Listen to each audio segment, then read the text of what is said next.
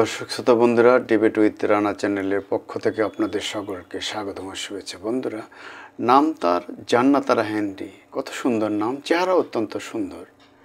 তিনি জনগণের টাকা মেরে অত্যন্ত নাদুস নুদুস চেহারা করেছেন।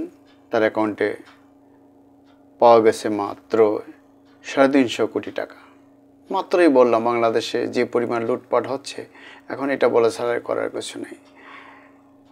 জ্ঞাত আয় বহির্ভূত সম্পদ অর্জনের অভিযোগে দুর্নীতি দমন কমিশনের দুদক করা মামলায় সিরাজগঞ্জ 2 আসনের সাবেক সংসদ সদস্য জান্নাতারা হেনরিকে গ্রেপ্তার দেখানো হয়েছে।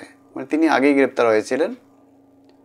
ঢাকা মহানগর জ্যেষ্ঠ বিশেষ জজ মোহাম্মদ জাকির হোসেন আজ সোমবারে আদেশ দেন। ঢাকা মহানগরের জ্যেষ্ঠ বিশেষ জজ আদালতে আজ আবেদন করেন দুদকের উপপরিচালক জাহাঙ্গীর আলম।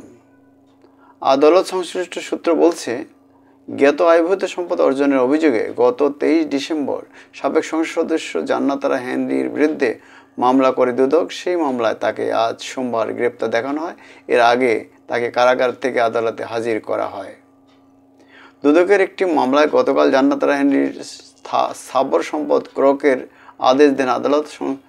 সংস্থাটির তথ্য বলছে, সাবেক এই সংসদ সদস্যের জমি, ফ্ল্যাট সহ 45টি স্থাবর সম্পত্তি, 16টি গাড়ি, 19টি ব্যাংক হিসাব থাকা প্রায় 57 কোটি টাকা এবং যৌথ মালিকানায় 4টি কোম্পানি 1 কোটি 34 লাখ টাকা জব্দের আদেশ দিয়েছে আদালত।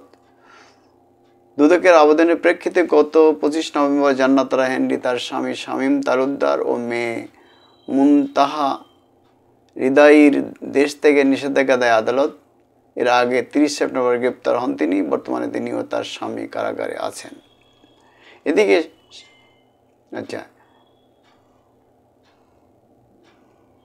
এই হলো খবর।